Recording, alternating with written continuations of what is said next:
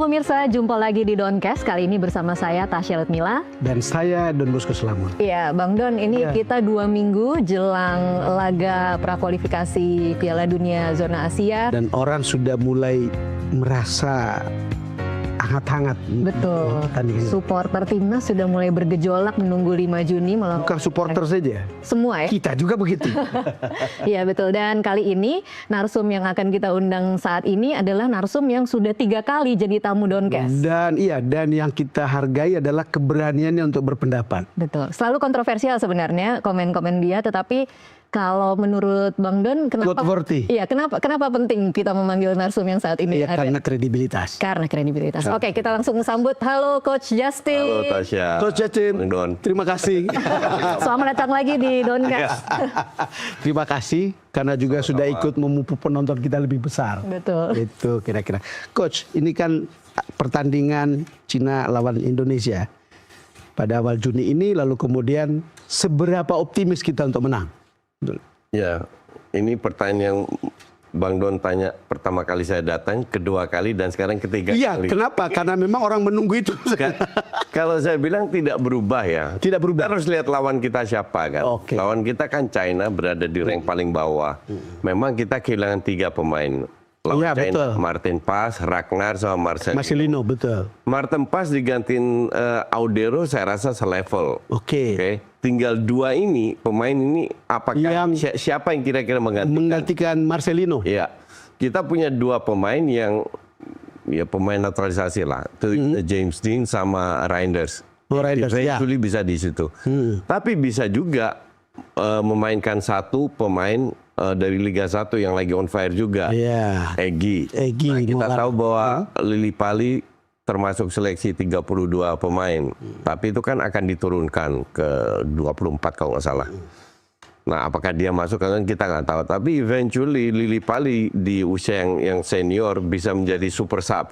Iya. Jadi walaupun kehilangan di depan, kehilangan Ragnar sama Marcelino, Patrick Kluivert masih memiliki beberapa opsi. Jadi untuk saya itu tidak bisa menjadi alasan untuk tidak perform.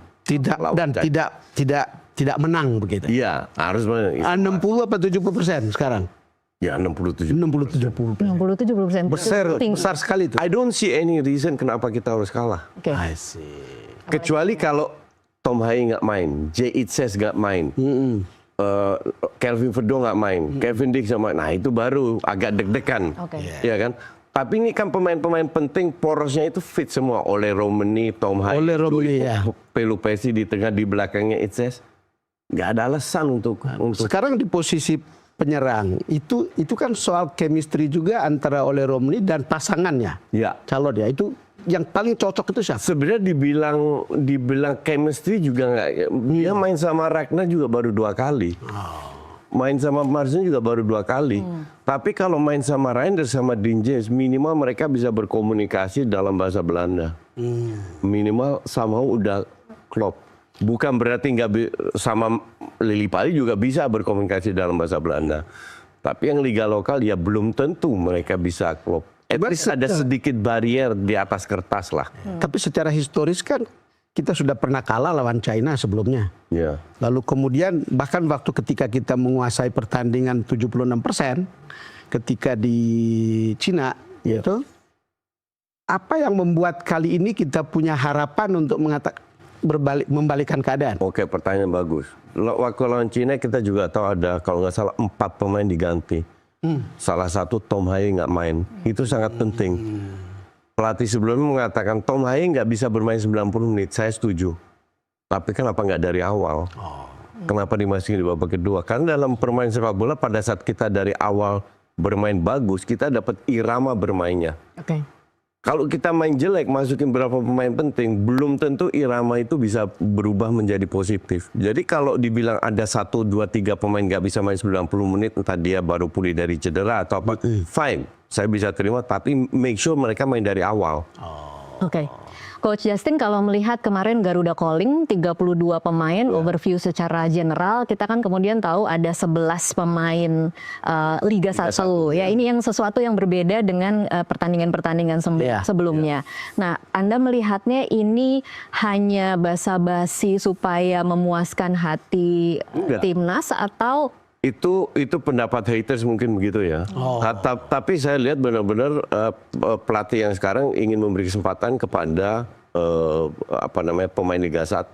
Kira-kira memberi kesempatannya itu nanti sampai ke jumlah terkecil atau hanya di 20? Mungkin nggak 11-nya ya. 11 pemain ini pasti ada yang dicoret, tapi Denver ini nggak semua dicoret. Ini contoh Kambuaya sudah memberikan contoh bahwa saya bermain di Liga 1 saya bisa loh keep up walaupun cuma 15-20 menit.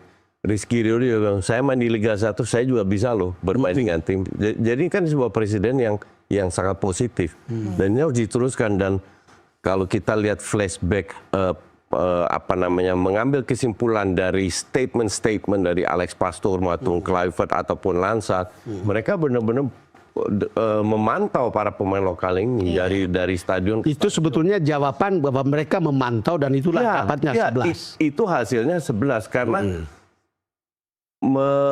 tugas mereka itu kan tidak hanya meraih hasil. Tugas mereka adalah menanamkan sebuah fondasi yang kuat, sebuah filosofi agar mereka ke depannya seandainya dipecat tetap filosofi bisa dijalankan.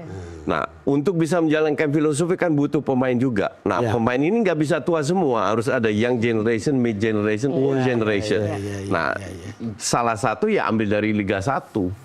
Termasuk dua bersaudara yang katanya penampilannya bagus. Sayuri. Sayuri. Ya, Sayuri kan bagus di sayap ya, punya skill. Nah, sekali lagi ini adalah bagian dari strategi yang eventually bisa diterapkan oleh Kluivert pada saat dibutuhkan. Apakah dari awal feeling saya mungkin tidak, mungkin hanya satu, tapi bisa juga seandainya kita ketinggalan atau kita sering nggak bisa tembus, dia masukkan extra striker, atau seandainya kita unggul, kita bermain lebih bertahan, butuh pemain untuk counter attack. Hal kayak gini Sayuri bersaudara bisa punya peran penting. Anda cukup optimis bahwa itu akan mungkin dicoba di laga lawan Cina. Jadi lihat squad yang sekarang, saya rasa squad ini memang sengaja dipilih agar Kluivert bisa memiliki banyak opsi dari sisi strategi menghadapi sikon yang nanti akan terjadi di lapangan. Ada hal yang berbeda ya ketika Kluivert datang melawan Australia, itu kan waktunya pendek, tim itu disatukan 2-3 hari. Nah, sekarang punya waktu cukup panjang untuk kemudian mereka latihan di Bali. Menurut coach gimana efeknya? Sangat bagus karena setelah Australia waktu mereka juga pendek, 3-4 hari mereka ketemu Bahrain kan, dan di situ kita menang. Artinya minimal dalam 2 hari ini mereka sudah bergambaran. Pemain mana yang bisa, pemain mana yang enggak, strategi apa. Memang tidak bisa waktunya terlalu mepet lah untuk merubah atau bermain sesuai dengan keinginan mereka. Tapi ini kan urgensinya adalah menang. Harus menang. Kalau kemudian kita melihat bagaimana hasil melawan Bahrain dan strategi yang diterapkan pada saat itu kan banyak yang memuji strategi terakhir ya. Apakah dengan kehilangan 3 pemain saat ini akan memainkan strategi yang sama dan hanya mengganti orang atau akan ada perubahan strategi cukup? Hanya menggantikan orang karena waktunya terlalu mepet. Nanti next year kan di bulan Oktober, semoga masih ada friendly. Asumsi kita lolos, baru di situ bisa diganti. Karena akan berapa ada friendly match itu mereka akan bereksperimen. Seorang pelatih itu kan lihat urgensinya seperti apa. Do we have to win or not? Kalau mereka dalam kompetisi, mereka bisa bereksperimen. Dalam arti bisa kalah, bisa apa. Kecuali MU ya, kalah mulu ya. Kalau tim lain itu kan bisa bereksperimen, ya kan? Nah sekarang waktu eksperimen nggak ada. Mereka harus menurunkan tim yang terbaik. Parameternya apa? Hanya 2 match kan, lawan Australia sama Bahrain. Nah ada progres dengan sedikit perubahan, Rizky Ridho jadi starter dan lain-lain. Jadi saya rasa never change a winning team kan, kalau di Inggris bilang. Jadi saya rasa nggak akan banyak berubah kecuali 3 pemain yang memang harus absen. Nah ini menarik ya, ini memberikan optimisme Tasya tentang timnas kita gitu. Karena persiapan yang lebih lebih dari cukup sekarang ini ya, dibandingkan sebelumnya. Dan itu hasilnya toh kita masih bisa menang lawan Bahrain. Ya. Sekarang pertanyaannya adalah beberapa pemain yang sebetulnya di klubnya itu tidak banyak waktu bermain. Ya. Karena Kluivert menjanjikan bahwa dia akan menggunakan standar waktu menit bermain sebetulnya. Ya. Tapi misalnya ada Nathan, ada siapa lagi gitu yang Rafael Struijk, tetapi tetap dipanggil. Apa pandangan coach? Dipanggil untuk jadi cadangan kan. Struijk kan lawan Bahrain sama sekali nggak main. Iya. Nathan juga nggak main, ya kan? Tapi itu kan hanya standar. Karena banyak juga, Shane juga nggak banyak main, Justin main di youth-nya, Jenner di youth masih main, tapi ini kan standar yang mereka ingin. Kalau bisa hanya memainkan pemain yang reguler bermain, dan itu saya rasa standar yang biasa aja, masuk akal. Kalau melihat 32 nama pemain ini, ada tidak kekhawatiran coach atau sesuatu yang mengherankan? Kenapa nama-nama tertentu muncul di situ? Ada catatan tidak? Enggak. Tidak ada. Untuk saya make sense semua. Dan kekhawatiran juga tidak ada? Nggak ada. Saya optimis. Jadi untuk Kluivert dan tim ini kan hidup mati sebetulnya kan partainya? Iya. Ini partai hidup. Kalau kita nggak bisa menang lawan China, artinya kita memang secara kualitas nggak layak lolos. Simpel itu. Iya. Maka itu saya tidak pernah bilang 100% kan. Ini kan masalah probabilitas. Karena melihat dari squadnya, melihat dari kualitas pelatih, melihat dari 2 match yang sudah mereka memainkan, nggak berubah dari awal saya bilang sampai sekarang 60-70%, bukan 100%. Itu kan, tapi lebih dari 50%. Itu kan karena coach melihat tim kita gitu. Kalau melihat tim China gimana? Kalau China bagus, mereka nggak berada di rank paling bawah. Kan gitu. Iya. Tidak ada yang perlu dikhawatirkan pemain-pemainnya? Nggak, never underestimate ya. Jadi jangan meremehkan. Mereka harus masuk ke lapangan dengan 1000% motivasi, determinasi bahwa we have to win this game. Jadi jangan kasih tim China 1 detik untuk bernafas. Artinya press mereka. Jangan mereka berikan ruang untuk membangun permainan. Tapi kita juga tahu dua gol lawan China juga lewat counter. Nah, counter harus diwaspadai. Tapi waktu itu Meiselhers main kan, masih belum klop lah dengan Nisa. Sekarang kan 3 belakang yang sudah klop kasarnya. Dan saya rasa kalau semua, ya namanya sepak bola semua bisa terjadi, ya kartu merah, gol bunuh diri dan lain-lain. Tapi kalau seandainya semua berjalan lancar, harusnya kita dengan kualitas pelatih dan pemain dan beberapa opsi di bench bisa membuat perubahan strategi. Harusnya sih kita bisa menang. Apa pandangan coach tentang Elkan Bagot yang tidak dipanggil? Nah, ini pertanyaan yang sangat bagus karena netizen berpertanyakan juga hal seperti ini. Gini ya, kita nggak pernah tahu apa yang terjadi di belakang layar. Oke? Pada saat Kluivert masuk, saya sudah bilang, di bawah pelatih baru semua akan mendapatkan kesempatan. Bahkan pemain yang nggak pernah dipanggil akan diberi kesempatan. Dia nggak peduli pemain siapa ini dan lain-lain. Salah satu Pak Erik bilang ke saya, kita sodorkan pemain yang naturalisasi, silahkan terserah tim pelatih mau ngapain. Elkan ditelepon, saya nggak tahu apa yang terjadi, apakah dia masih sakit hati atau dia ingin fokus ke klubnya.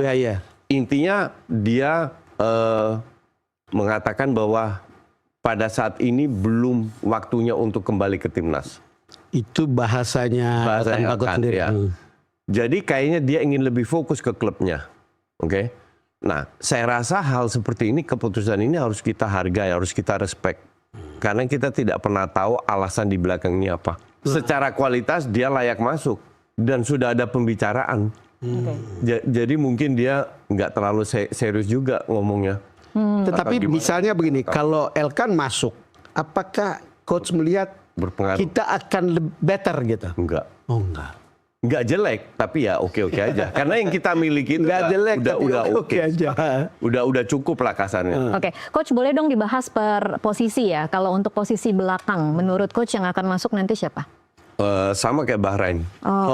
Jadi J. Itzes, Justin sama Rizky Ridho. Justin sama Rizky. Oke. Yang menjadi, sorry saya potong. Yang menjadi pertanyaan besar kan adalah Meiselhers dipasang nggak? Iya. Gimana reaksi dia kalau dia dicadangin? Seorang Meiselhers. Dan Ya kita nggak tahu. Semoga dia berjiwa besar bisa menerima seandainya dia tidak dimainkan. Seandainya dia dimainkan, main 3 back ya jujur saya agak deg-degan. Karena Rizky Ridho sudah membuktikan lebih klop dengan Itses. Iya. Oh iya. Jadi kenapa harus pasang Messi Hilgers? Iya. Tapi ini kan kembali keputusan pelatih. Mereka pasti sebelum sana sudah berbicara dengan pemain, dengan ini cocok, sudah punya banyak waktu untuk mencari komposisi yang terbaik. Iya. Nah ini untuk saya juga menjadi pertanyaan, apakah Messi Hilgers dimainkan atau tidak? Tapi kalau seandainya keputusan pelatih untuk memainkan Hilgers, Itses dan Justin, ya kita berharap lebih klop lah. Harusnya kalau lihat performa terakhir bukan Hilgers yang dimainkan. Lebih bagus Rizky Ridho. Rizky Ridho. Oke. Kalau Enak menonton kalau lini Rizky Ridho. tengah Lini tengah siapa? Tom Haye, Ricky Kambuaya. enggak, kalau lini tengah untuk saya non discussable. Kiri Calvin, kanan Dix, Pelupesi, Tom Haye. Iya. Oke. Itu udah untuk saya itu yang terbaik, nggak bisa diganti. Ya, artinya orang seperti Kambuaya bisa Kambuaya masuk, masih cadangan. Karena kita tahu bahwa Tom Haye memiliki kesulitan bermain di kelembapan 85%. Iya. Jadi kalau seandainya dia sudah capek atau apa, Baru Kambuaya masuk. Kambuaya bisa masuk, Jenner bisa masuk. Oke. Di sisi sayap, Nah, depan pasti oleh Romani dong. iya. Ya kan? Dua di belakangnya ini masih menjadi tanda tanya. Tapi feeling saya masalah komunikasi dan pengalaman jam terbang dan lain-lain, feeling saya sih Dean James sama Reinders yang main Itu yang di belakang Rooney. di belakang rumah.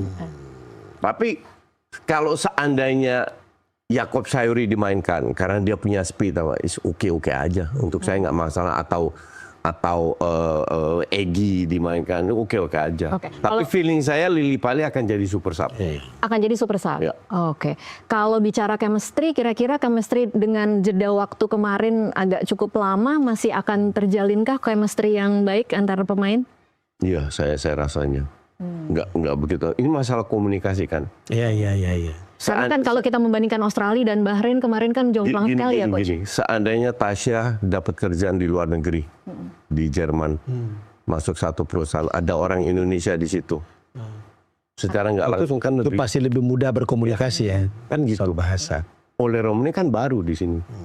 Benar. Dan akan lebih mudah berkomunikasi dengan Reinders dan Dean James. Iya.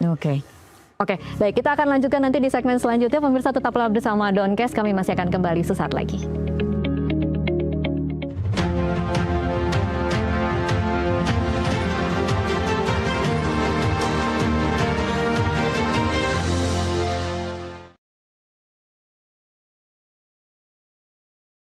Doncast, kita lanjutkan perbincangan. Bang Don, silakan. Iya.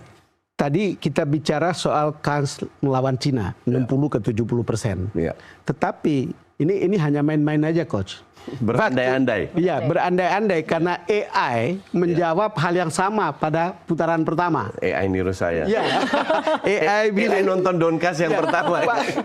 kita akan menang gitu. Iya. Kemudian saya tanya juga hari ini ke AI. Iya. Dia bilang ya mestinya 2-1 itu kita bisa menang begitu. It doesn't matter skor yang berapa. 1001 atau 2-1 sama. You have to win. Iya. Mindset kita itu harus di sana. Waktu saya ngelatih timnas, kita berapa kali ketemu tim papan atas dunia, nomor 1, 2 Argentina. Saya bilang, saya main untuk menang. Walaupun hasil akhirnya nggak menang, tapi kita masuk lapangan harus dengan mindset untuk menang. It's about mindset yang harus dibangun. Dan saya rasa pemain ini nggak perlu kita motivasi lagi. Mereka sangat tahu urgensinya apa untuk masuk ke lapangan, yaitu menang. They will give everything, karena seri is not enough. Ya, dan mereka tahu bahwa ada 270 juta mata yang memandang mereka. Dan hal yang tidak pernah mungkin mereka alami sebelumnya. Dan ini satu-satunya jalan untuk meningkatkan karir mereka, yaitu ikut Piala Dunia. Jadi mereka punya kepentingan pribadi juga, di samping kepentingan nation, rakyat Indonesia, tapi juga punya kepentingan pribadi. Jadi saya rasa mereka akan berikan segalanya. Oke, tapi boleh dong Coach prediksi skor dengan kondisi Cina yang tidak optimal. Prediksi skor itu untuk Bandar. Ya boleh lah, Mungkin Coach, ada ya. Bandar yang nunggu juga. Gini. Kalau saya bilang menang selisih 2 gol 2-0 3-1 itu bukan hal yang mustahil. Oke. let me put it that way, melihat kekuatan ya. Oke. Lawan China nggak bisa dijadikan parameter. Itu kita benar-benar wah off day banget. Ya. Karena pemainnya juga, karena banyak faktor lah. Oke. Dan sekarang mereka menunjukkan bahwa lawan China itu sebuah kesalahan yang kebetulan. Oh, sebuah kesalahan yang kebetulan. Ya, bahwa kita bisa jauh lebih bagus daripada itu. Ya. Jadi jangan kaget kalau menang dengan lebih dari 2 gol atau apa. Dan jangan terlalu puas juga begitu. Ya, nggak pernah, never puas. Karena kalau ini kita menang, kemungkinan besar kita lolos. Oke, masih ada Jepang. Apakah kita langsung kalah lawan Jepang? Belum tentu juga. Iya kan? Ya. Jadi peluang untuk lolos ke putaran 4 masih ada. Nah, itu kita fokus ke sana dulu. Oke. Fokus ke China, Jepang, terus Oktober akan bermain di putaran 4, baru kita lihat siapa yang fit, siapa yang itu mainnya. Main di mana aja masih nggak jelas. Sama FC dirubah lagi. Iya, katanya di tempat urutan ketiga terbaik. 1-2 yang terbaik. 1-2 terbaik, Iya, sorry, 1-2-3 yang terbaik. Kan absurd itu. Iya. Padahal mereka bilang sebenarnya Mestinya harusnya ini kan netral. Iya, betul, di tempat netral. Tapi itulah AFC. Banyak politik, banyak permain dari petinggi-petinggi dari Timur Tengah itu. Iya, dan AFC itu yang ada kaitannya dengan Qatar, Iya. kemudian Timur Irak. Tengah yang menguasai. Karena yang lolos itu nggak banyak negara Arab. Sekarang ada 5 negara Arab. Kalau Indonesia lolos, 5 negara plus Indonesia. Dan mereka mau ada negara Arab yang lolos. Itu permainan mereka. Itulah kalau seandainya kita lolos saya harap Erick Thohir, PSSI melakukan protes sekeras mungkin, paksa untuk main di tempat netral. Tempat netral. It's just not fair gitu loh.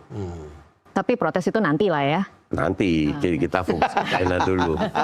Oke, terus tadi. Oke, setelah China, Ya. Lihat orang satu persatu pemain beberapa. mau lihat satu persatu. Enggak, kan tadi kita bicara Hafner. Ya. Oh iya, Abner, bagaimana emosi dia di satu sisi dia kan juga membawa energi yang sangat bagus terhadap permainan teman-temannya ya. Kalau Abner main tuh rasanya memang energi kemudian Kayak menjadi Indonesia banget. Iya, betul. Passionnya luar biasa Abner ini. Cuman kita juga tahu ini, saya suka pemain kayak dia karena kita butuh pemain seperti ini. Tapi batasnya tipis, kalau lebih dikit cuman kena kita kartu agak kuning. ngeri-ngeri sedap kalau diambil bola atau apa ya kan? Iya. Atau protes ke wasit lah apalah itu. Jangan sampai, semoga dia sadar jangan sampai kena kartu merah. Dalam arti kalau dia seandainya dapat kuning, dia harus lebih berhati-hati lagi. Karena itu bisa fatal kalau kita kena merah. Dan itu yang susah diprediksi. Tidak ada yang bisa diprediksi apakah kita kena merah atau tidak. Semoga mereka yang kena merah. Iya kan? Tapi kalau kita, semoga enggak lah. Cuman Hafner salah satu pemain yang bagus, yang penting buat kita. Cuman semoga Dan passionate dia bisa lebih mengontrol dirinya. Kalau menurut Anda bisa tidak mengontrol? Atau itu memang sesuatu yang memang dia proyeksikan atau dia menciptakan image seperti itu? Dia punya sejarah kartu merah di timnas kan. Iya. Tapi lawan Bahrain pun dia tahu batasnya di mana. Jadi sebenarnya tahu batasnya. Jadi semoga lawan Bahrain menjadi pengalaman buat dia lah, agar dia tahu batasnya boleh atau tidak boleh oleh wasit. Iya. Dia balancing di tengah situ. Oke. Saya ingin Coach Justin bisa mengulas tentang Asnawi sama Arhan ya, karena katanya di klubnya mereka sudah lebih produktif jam bermainnya. Iya. Gimana? Ya, gini, saya cukup kenal Arhan. Oke, saya bilang saya sih pengennya Arhan tetap di Jepang. Karena bahkan Shane Patinama musim depan ke Buriram, ke Thailand lagi. Walaupun Buriram juaranya, still ASEAN. Ya. Tidak meremehkan sepak bola Asia, tapi levelnya dibanding Korea, Jepang masih Betul. di bawah itu. Tapi ya realitanya adalah Arhan dan Asnawi main di Thailand. Oke. Dan mereka tiap minggu bermain. Dan cuman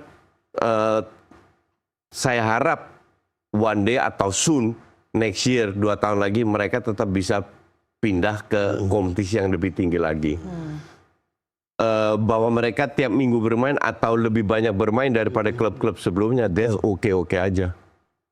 That's oke-oke aja. Oke, tapi kalau menurut Coach, kata-kata dari Patrick Kluivert bahwa dia akan mementingkan menit bermain, itu akan benar-benar jadi pedoman atau sebenarnya? Enggak, itu hanya sebuah standar Patrick Kluivert. Standar. Kalau seandainya dia punya pemain yang levelnya kayak Messi, dan nggak pernah bermain tetap bermain itu orang. Tetap Messi yang dipakai. Oke. Dalam itu hanya standar. Kalau seandainya banyak pemain yang kualitasnya sama, ini lebih bermain, ini nggak bermain, baru diambil yang ini. Oke. Tapi kalau ada satu yang excellent, yang nggak bermain tapi bagus, dia tetap akan memainkan itu. Dan itu terjadi di semua timnas juga. Nggak semua pemain yang berada timnas level papan atas loh, yang levelnya Jerman, Italia, ada pemain yang nggak main di klubnya tapi bisa bermain di timnas. Gitu, jadi biasa aja itu. Kalau Egy, Egy lagi perform, Iya. cuman kan apa yang dilihat oleh Patrick Kluivert, role-nya seperti apa kan? Iya. Bahkan mungkin Egy bisa bermain di belakang Ole atau menggantikan Ole.